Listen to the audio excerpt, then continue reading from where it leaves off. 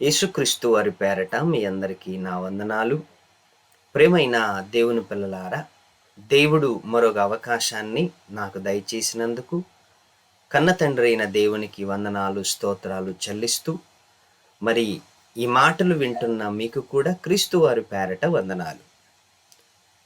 మరి దేవుడు మనకిచ్చిన ఈ మంచి అవకాశంలో కొన్ని విషయాలను బైబిల్ గ్రంథములో నుంచి నేర్చుకోవటానికి మనం ప్రయత్నం చేద్దాం.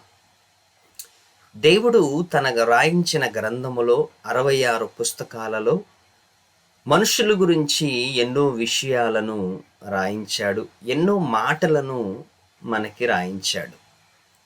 మరి ఆ మాటలను మనము నేర్చుకునేటప్పుడు చాలా జాగ్రత్తగా నేర్చుకోవటానికి ప్రయత్నం చేయాలి. ఈ భూమి మీద నేటి జనాభా ఇంచుమించు 800 కోట్ల మంది. ఈ 800 కోట్ల మంది బ్రతికే విధానాన్ని చూస్తుంటే ప్రతి ఒక్కరి బ్రతికే విధానము వేరువేరు. నా బ్రతుకు మీకు నచ్చదు, మీ బ్రతుకు నాకే నచ్చదు.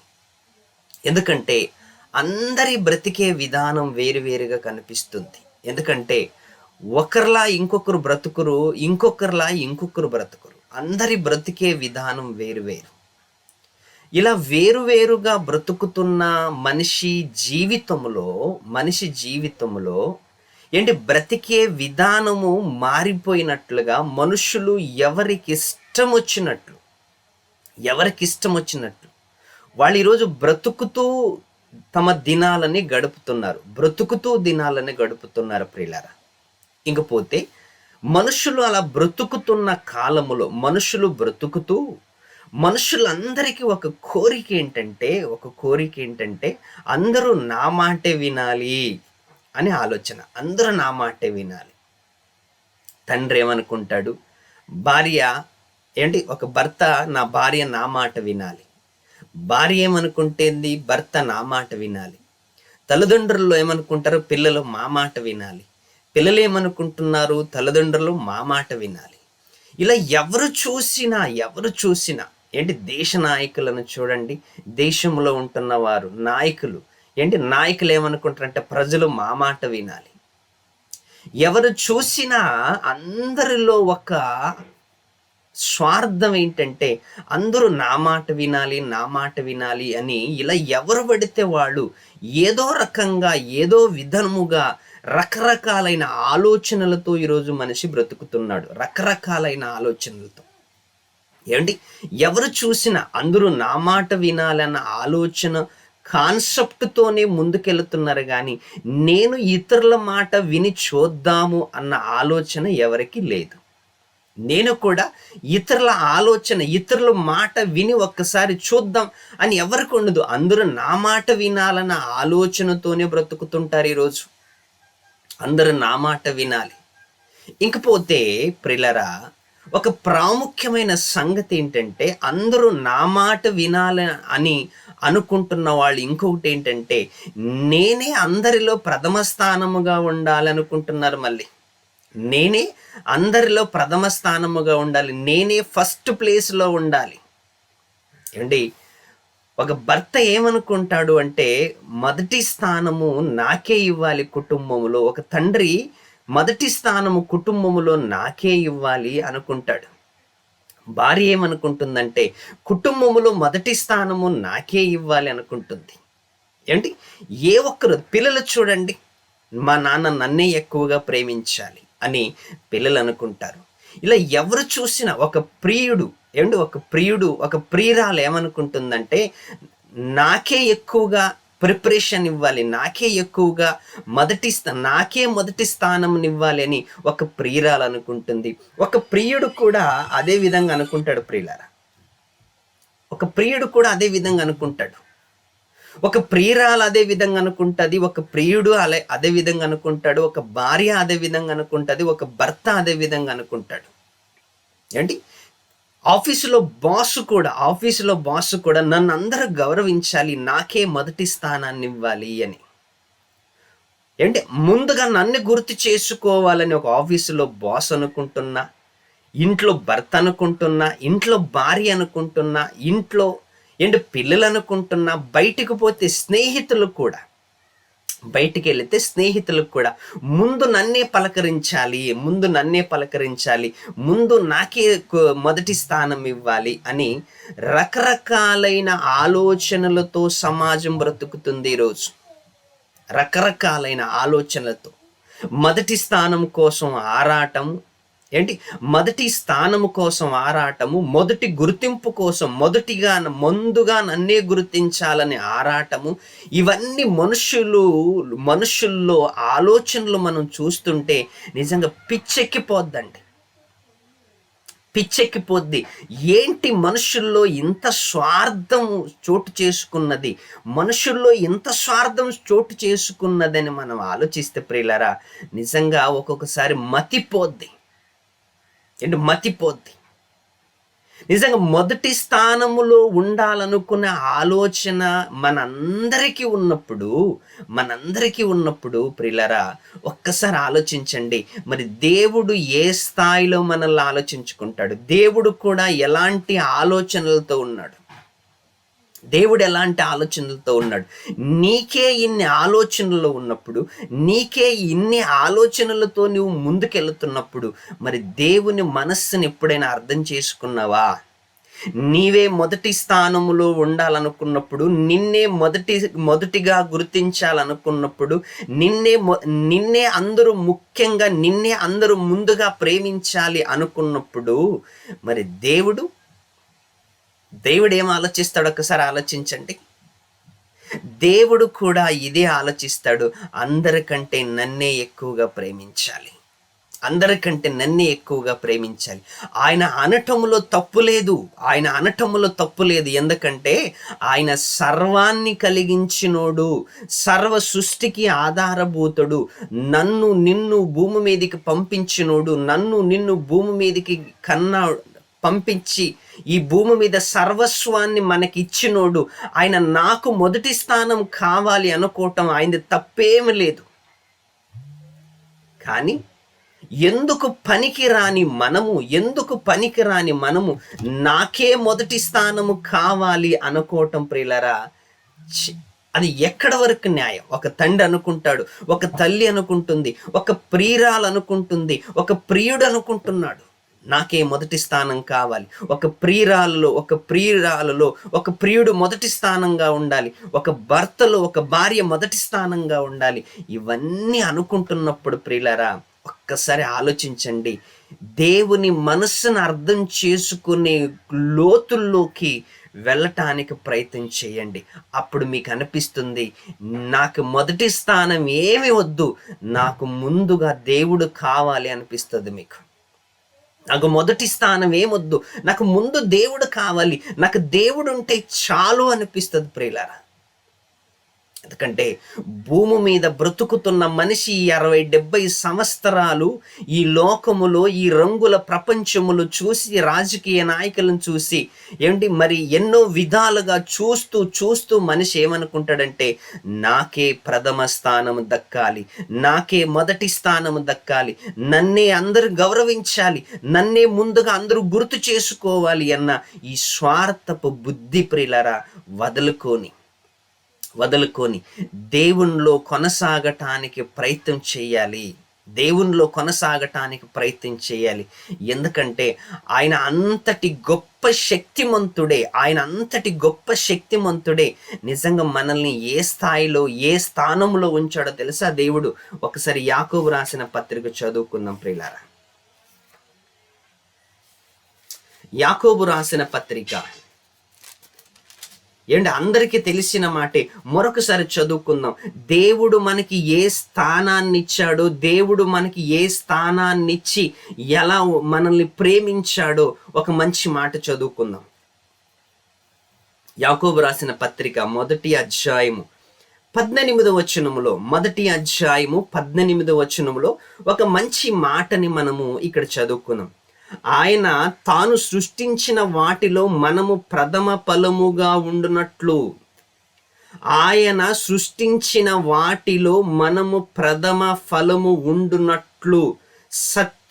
సత్యము వలన మనలను తన సంకల్ప ప్రకారము కనెను. చూసారా? ఆయన సృష్టించిన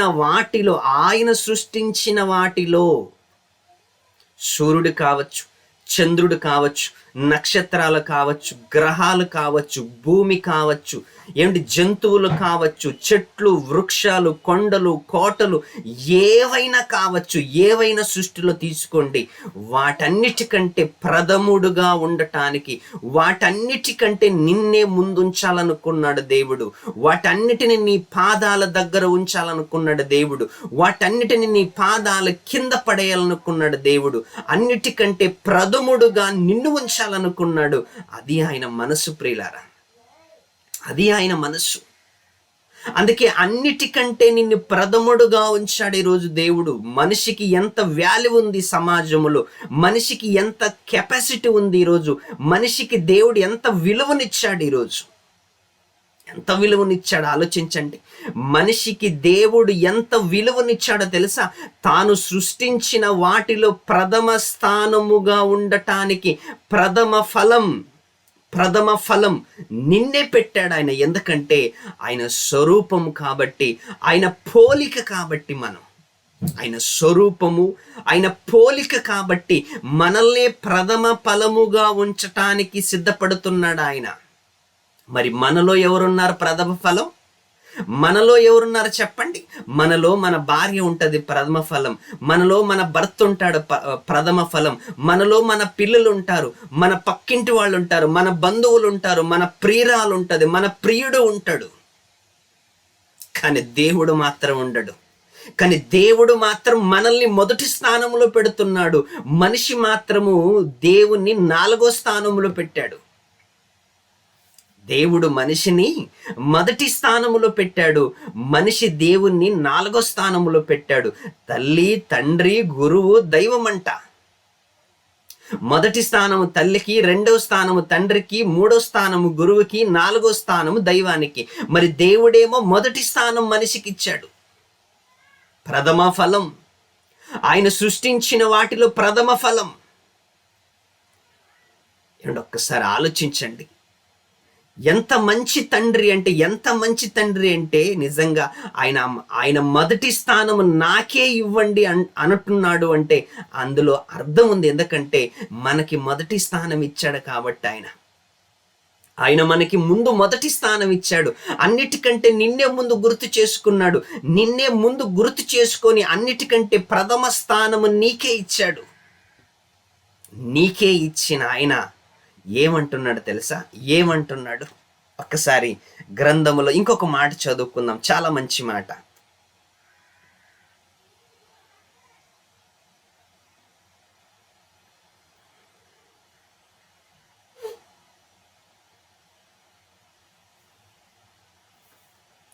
యెషయా గ్రంథం 45వ అధ్యాయం, యెషయా గ్రంథం 45వ అధ్యాయము 5వ వచనములో ఒక మంచి మాట ఆయనే మాట్లాడుతున్నాడు. ఒకసారి చదువుకుందాం.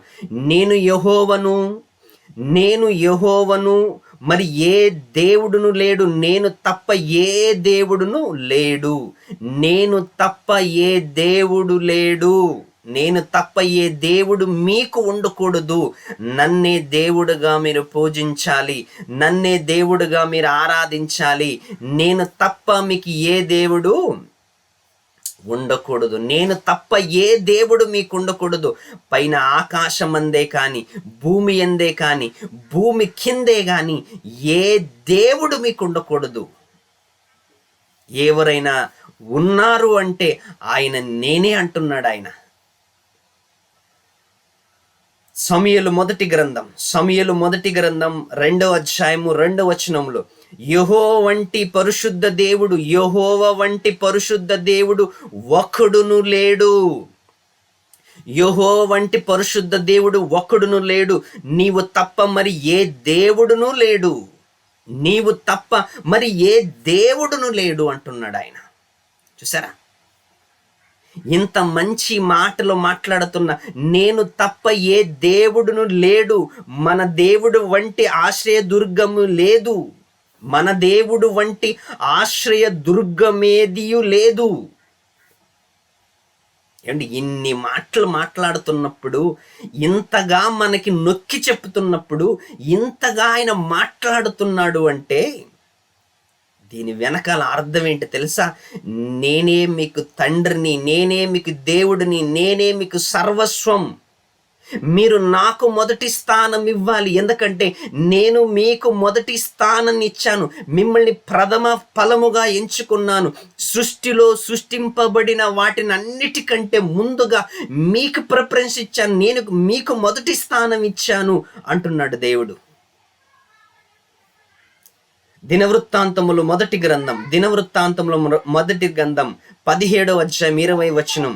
యెహోవా మేము మా చెవులతో వినినదంతయు, యెహోవా మేము మా చెవులతో వినినదంతయు నిజమే, మా చెవులతో వినినదంతయు నిజమే. నీ వంటి వాడును లేడు, నీవు తప్ప మరి ఏ దేవుడును లేడు, నీవు తప్ప మరి ఏ దేవుడును లేడు అంటున్నాడు, నొక్కి చెప్తున్నాడు. ప్రియులారా, ఏంటి, ఇంటికొక దేవుడు, ఊరికొక దేవుడు, కులానికి ఒక దేవుడు, సంఘానికి ఒక దేవుడు, ఏమిటి గుమ్మానికి ఒక దేవుడు, పొలంకి ఒక దేవుడు, చెట్టుకొక దేవుడు, అన్ని దేవుళ్ళు ఉండకూడదు, నేను తప్ప మీకు ఏ దేవుడు ఉండకూడదు అని ఏమిటి ఖచ్చితంగా దేవుడు నొక్కి చెప్తున్నాడు. నేను తప్ప ఏ దేవుడు మీకు ఉండకూడదు. ఏ దేవుడు ఉండకూడదా? ఏ దేవుడు ఉండకూడదు. యెహోవా వంటి పరిశుద్ధ దేవుడు, యెహోవా వంటి పరిశుద్ధ దేవుడు ఒకడును లేడు. నీవు తప్ప మరి ఏ దేవుడును లేడు. మన దేవుని వంటి ఆశ్రయ దుర్గమేదియూ లేదు. ఏమండి, ఆయన మాట్లాడుతున్న ప్రతి మాటను చూస్తుంటే నిజంగా ఆశ్చర్యం వేస్తుంది. ఎందుకు ఇన్ని మాటలు చెప్తున్నాడు అంటే ఆయన మనకి ప్రథమ స్థానం ఇచ్చాడు కాబట్టి. ప్రథమ స్థానం ఇచ్చాడు. ఒక భార్య ఏమనుకుంటుంది, తను ఏమనుకుంటుంది తెలుసా? నా భర్త మనసులో నేనే ఉండాలి. భార్య ఏమనుకుంటుందంటే నా భర్త మనసులో నేనే ఉండాలి అని అనుకుంటుంది. తప్పు కాదు. ఒక ప్రియురాలు ఏమనుకుంటుందంటే ఏమిటి, నా ప్రియుడి మనస్సులో నేనే ఉండాలి అనుకుంటుంది. ఏమిటి, తల్లిదండ్రులు ఏమనుకుంటారో తెలుసా? మా పిల్లల మనస్సులో మేమే ఉండాలి. ఒక రాజకీయ నాయకుడు ఏమనుకుంటాడు తెలుసా? ప్రజలలో నేనే ఉండాలి. ఒక ప్రధానమంత్రి ఏమనుకుంటాడు తెలుసా? దేశంలో ఉన్న ప్రజలందరిలో నేనే ఉండాలి. చూసారండి, మనుషులందరిలో ఉంటున్న ఈ ఆలోచన మనుషుల్లో ఉంటున్నప్పుడు దేవునిలో కూడా ఒక ఆలోచన ఉంది. ఏంటో తెలుసా? అందరిలో నేనే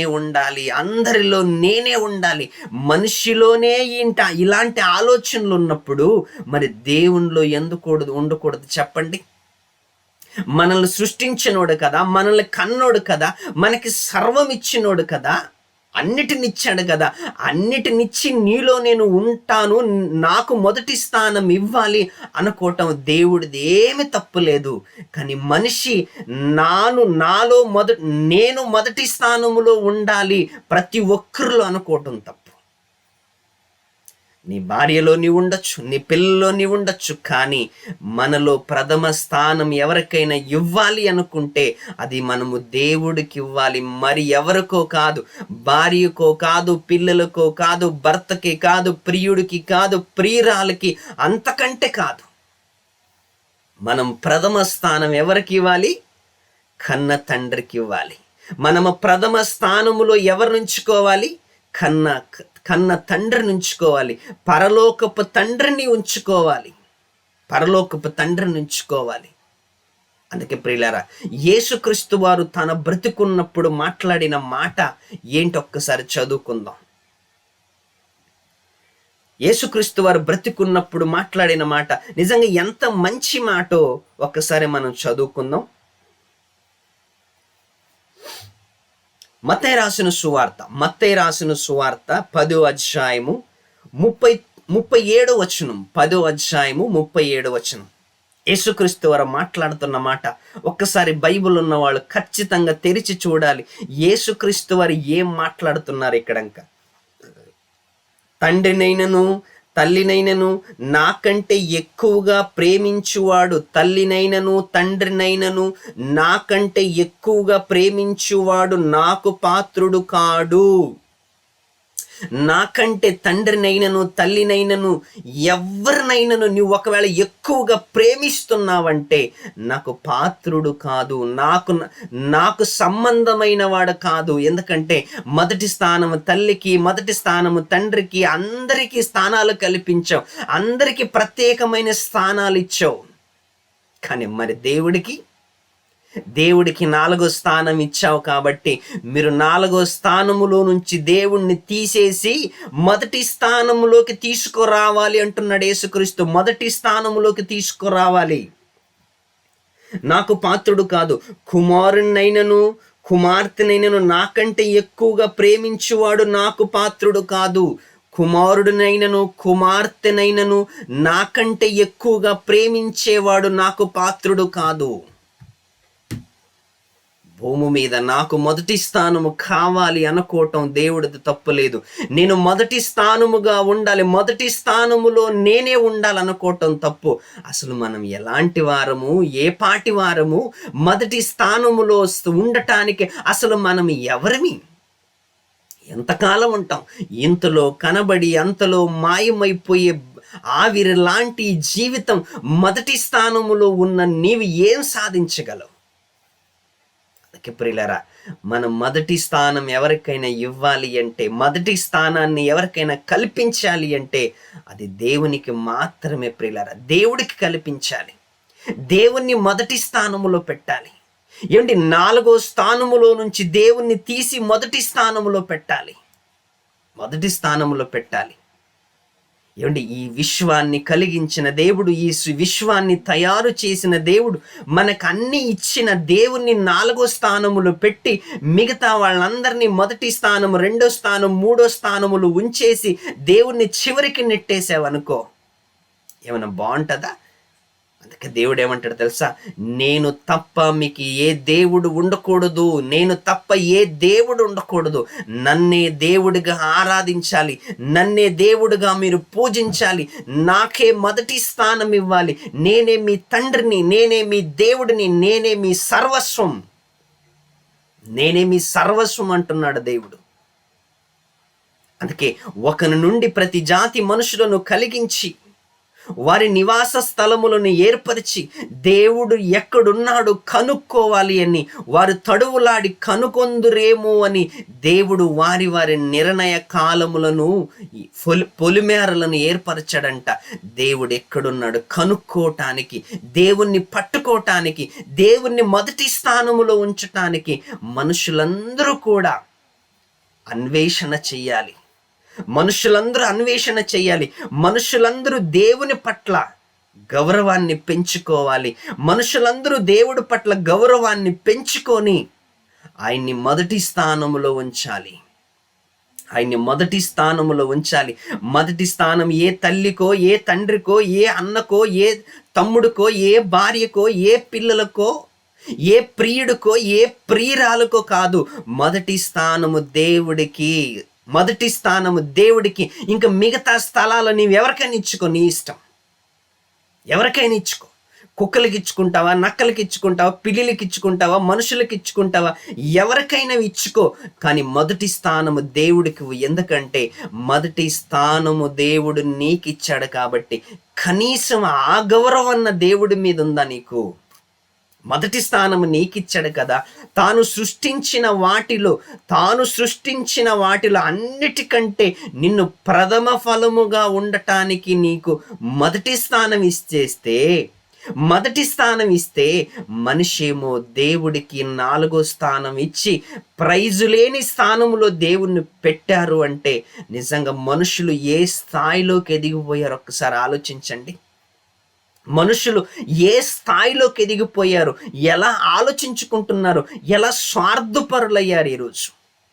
ఎలా స్వార్థపరులయ్యారు. ఏమండి 10 నిమిషాలు స్టేజ్ మీదకి లేటుగా పిలిస్తేనే కోపం. ఏమండి 10 నిమిషాలు లేటుగా పిలిస్తేనే కోపం. నన్ను లేటుగా పిలిచాడు స్టేజ్ మీదకి, నాకు ప్రార్థన ఇవ్వలేదు, నాకు సన్మానం చేయలేదు, నన్ను గౌరవించలేదు అని నీకే ఇన్ని అలవాటులు ఉన్నప్పుడు ప్రియులారా, మరి దేవుడు, అందుకే దేవుడు ఏం కోరుకుంటున్నాడు తెలుసా? నా పిల్లలందరూ నాకు మొదటి స్థానమునివ్వాలి. వాళ్ళకి తండ్రిని నేనే, దేవుడిని నేనే, వాళ్ళకి తండ్రిని నేనే, వాళ్ళకి దేవుడు కూడా నేనే అంటున్నాడు ఆయన. అంటే ప్రియులారా, ఆయనని ఆత్మతోనూ సత్యముతోనూ ఆరాధించాలి. ఆయన ఎవరికీ దూరముగా ఉండేవాడు కాదు, మనందరిలో ఉండాలనుకుంటున్నాడు. మనందరిలో ఉండాలనుకున్న ఆయనకి మనము మొదటి స్థానం ఇవ్వాలి, కానీ 4వ స్థానం కాదు.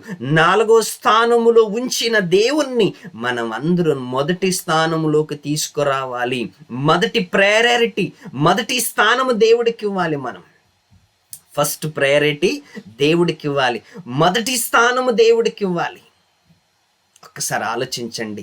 ఇలాంటి ఆలోచన నీకు వచ్చిందనుకోండి, దేవుని మీద ప్రేమ పెరుగుతుంది నీకు, దేవుని మీద గౌరవం పెరుగుతుంది నీకు, బైబిల్ చదువుకోవాలనిపిస్తుంది, దేవుని పట్ల విశ్వాసం కలిగి బ్రతకాలనిపిస్తుంది, దేవునికి భయపడాలనిపిస్తుంది, భయభక్తులతో బ్రతకాలనిపిస్తుంది. ఎప్పుడు తెలుసా? నువ్వు దేవునికి మొదటి స్థానాన్ని ఇచ్చినప్పుడు. అందుకే యేసుక్రీస్తు వారు ఏమంటారు తెలుసా? నాకంటే ఎక్కువగా తల్లినైనను, తండ్రినైనను, కుమారుడినైనను, కుమార్తెనైనను, అన్నదమ్ములనైనను ఎక్కువగా, నాకంటే ఎక్కువగా ప్రేమించావనుకో, వాడు నాకు పాత్రుడు కాదు అంటున్నాడు యేసుక్రీస్తు వారు. అంతే కదా మరి. యేసుక్రీస్తు వారు అన్న మాటలు వాస్తవము, యేసుక్రీస్తు అన్న మాటలు నిజం.